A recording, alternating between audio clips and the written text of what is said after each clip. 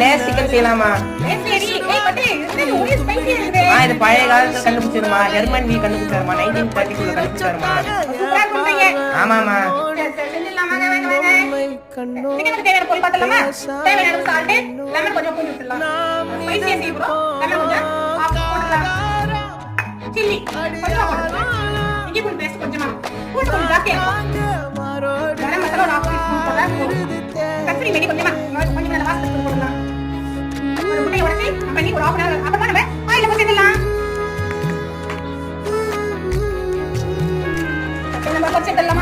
ஆமா அப்படித்தான் பொடி பொடி ஆக்கி கொடுத்துருங்க பாப்போம்.